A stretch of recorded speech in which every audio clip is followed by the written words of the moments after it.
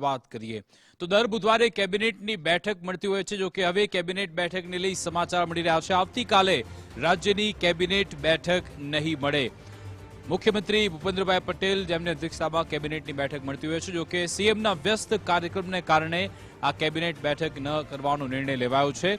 મુખ્યમંત્રી ભૂપેન્દ્રભાઈ પટેલના પૂર્વ નિર્ધારિત કાર્યક્રમ યોજાશે, જેના કારણે કેબિનેટની બેઠક નહીં થાય।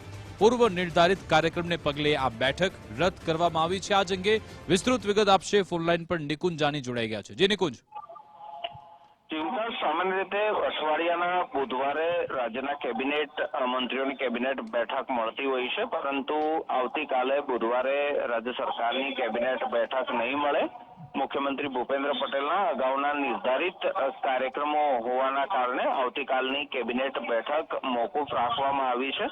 મુખ્યમંત્રી પોતાના અન્ય નિર્ધારિત કાર્યક્રમોની અંદર ઉપસ્થિત રહેશે। સામાન્ય રીતે અઠવાડિયામાં મળતી કેબિનેટ આવતીકાલે મોકૂફ રખાઈ છે, તો બુધવાર બાદ અઠવાડિયામાં અથવા તો આવતા અઠવાડિયે કેબિનેટ બેઠક હવે યોજાય તે પ્રકારની શક્યતા જોવાઈ રહી છે। બિલકુલ, આભાર તમામ જાણકારી આપવા બદલ।